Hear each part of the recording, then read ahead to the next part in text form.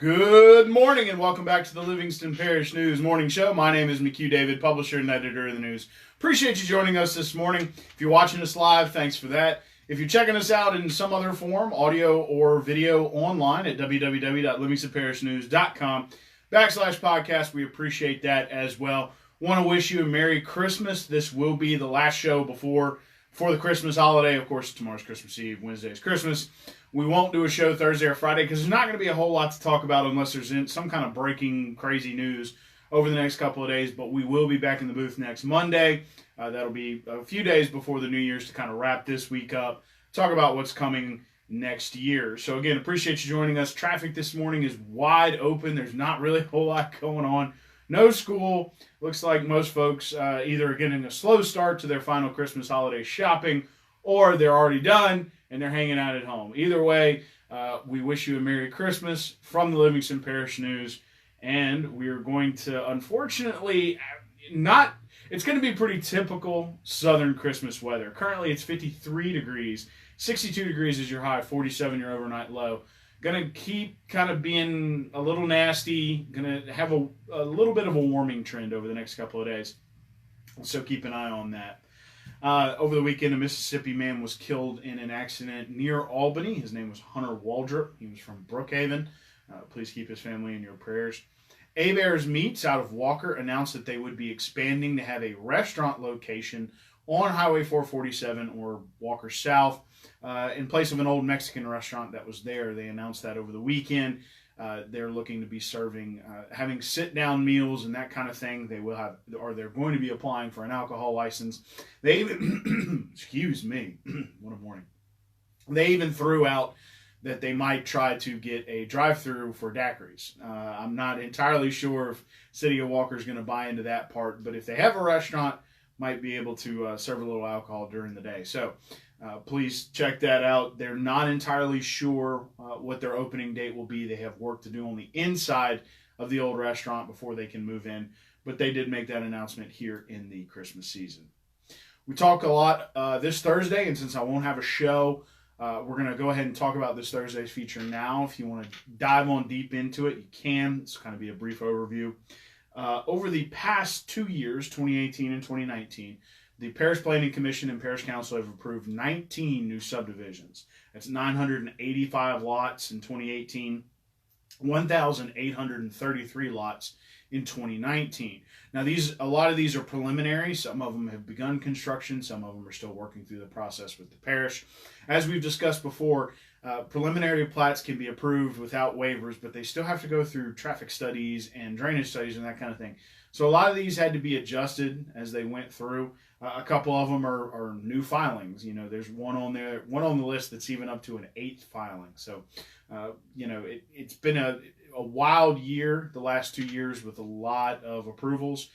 As we know going into this, zoning and land use restrictions are something that the Parish Council is going to be looking at going forward, as there is no, I guess you can say, legislative control outside of the traffic and drainage impact studies. Just in case, if a subdivision is too large for an area, for instance, 300 lots going on a street that already has 10 subdivisions, and it's only an 18-foot road, talking about Duff Road and Foxglove, and that's not against the developer. They're following the rules. It's mostly just that there's not enough rules in place to kind of control how this works. Now, that subdivision up to a certain house, which would be the 68th house, did require a traffic implement, which would be a light in a turning lane, at the corner of Duff Road and Burgess Avenue. So there was at least some, getting some traffic implements put in to improve that situation. However, again, that's roughly 2,800 lots in 2 years. One thing that the Parish Council and the parish and everyone would like to stress is please, please, please, please fill out your census. It's very important this year, trying to figure out what happened after the flood and how we bounce back. It's also very important for receiving grant money and that sort of thing here in the area. Population is a big, just filling out stages are going to be coming up here in the first quarter of 2020. So please, please, please fill out your census. Very important, and it affects things like this. As the Parish Council moves forward with that having adopted the master plan, trying to update it, using the census data to reflect population and figuring out zoning in individual parish council districts for a vote by the people. So please keep that in mind. Up until that point, you can pretty much expect this growth pattern to continue. Again, that was nearly a double from 2018 to 2019. Probably going to be looking at the same kind of approval rates in 2020. There was, during the last parish council meeting last Thursday, there was a back and forth between the parish council and parish administration about request for proposal process. So requests for proposals and requests for quotes are simply the parish has to fill out certain commodities every year, and that's anything from the gravel and asphalt used by DPW to patch holes, pharmaceutical supplies for the inmates at the parish jail, and an auditor, an end-of-year auditor who comes in usually about April and May, audits the books and delivers a report on June 30. That's where the problem came, or where the question started to come up, was for the auditor. According to Parish Councilman Gary Frog Talbert, there was just information that wasn't there. There wasn't a matrices or matrix, which is what they use to sort of calculate point scores for each different person or each different firm. In this case, there were two firms that were only $3,000 apart, and they did not take the low bidder. They took the one who had been doing the work for Livingston Parish for several years. Mr. Talbert was concerned first about not taking the low bidder. Louisiana law dictates that governmental entities must take the low bid unless they have a good reason not to. In this case, the reason that was given by the administration not to take that low bid was because of the professional relationship that they have with LaPorte, who ended up being given the job. And not only the professional relationship, just that they know going the other way that they'll do a good job. At least that's what the parish said. According to Mr. Talbert, according to Talbert, what the parish ordinance says is that the parish council is supposed to receive all of these before they go out, and they're supposed to be involved in the process. There's supposed to be a committee to analyze these, look at them, score them. So it will be interesting to see. That was brought up during a slew of approvals for RFPs. So what Parish Council Chairman Shane Mack said of District 9 was that perhaps they should wait and look at the overall RFP process in 2020 and maybe come up with a way to be a little more involved. So you'll probably see something about that. It's a fiduciary duty. If you're wondering why it's important, those are bids that are approved for a lot of different things, a lot of different commodities, and a lot of different ways the parish does business. So it's important to keep an eye on them, the amount of money they're spending, and they're just trying to get involved to see if maybe they can't find a better way or a cheaper way to acquire these things. Talking about public bid law, something similar came up in the Denham Springs Council about a week and a half ago. The Denham Springs Council will meet tonight. Excuse me.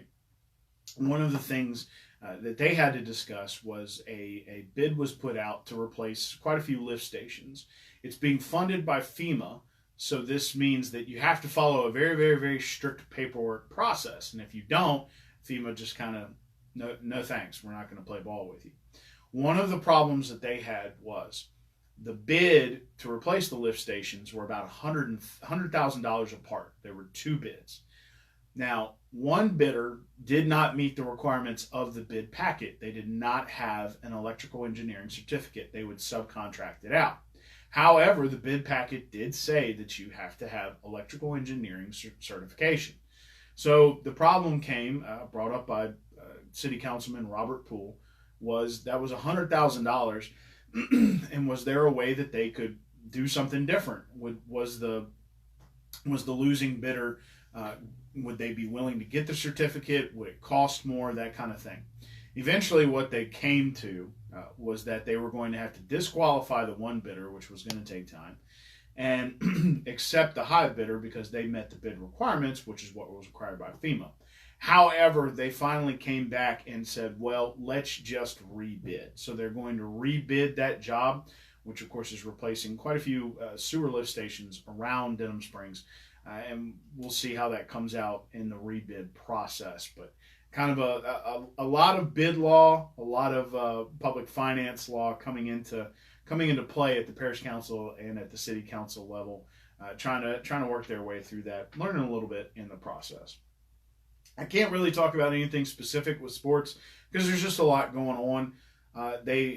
Those guys are lucky as their respective teams. Soccer continues to play, basketball continues to participate in tournaments, that sort of thing. So they really haven't stopped. They really haven't fallen off. If you're looking for any kind of sports information, it's at www.livingstonparishnews.com/sports. There's a ton going on. We recommend you check it out again at www.livingstonparishnews.com/sports. One last time, your traffic, it's pretty light out there. There's not a whole lot going on. Folks are either taking their time getting out there for their shopping or they've done it already. School is, of course, out, so some minor traffic, nothing crazy. I really can't even say minor delays. The traffic report I was sent was all green, so which doesn't happen often. But not a whole lot of traffic going on out there. Again, it's sort of a nasty morning this morning. 53 degrees currently. 62 degrees is your high today. 47 degrees your overnight low. So it's going to get chilly. Maybe a little bit of a warming trend going through the week, but it's still going to be a little chilly even for Christmas. One last time, my name is McHugh David, publisher and editor of the news. Appreciate you joining us this morning for the Livingston Parish News Morning Show. This will be our only show this week as we move into the holiday. We will be back in the booth next Monday to keep you updated on what happened, if anything happened, I guess you can say, this Wednesday, Thursday, Friday. And we will be discussing a few things going into the next year, 2020. Please remember that you can check us out on Facebook, Twitter, LinkedIn, Instagram, and YouTube.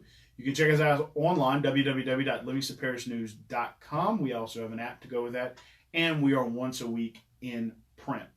We want to wish you a Merry Christmas from we here at the Livingston Parish News. We hope it is enjoyable, fun, full of friendship and camaraderie and family. And we do hope that it is at least a little chilly to give you a little sense of that Christmas, unless you don't like that, and then maybe you wait and go outside in the middle of the day when it does get warm.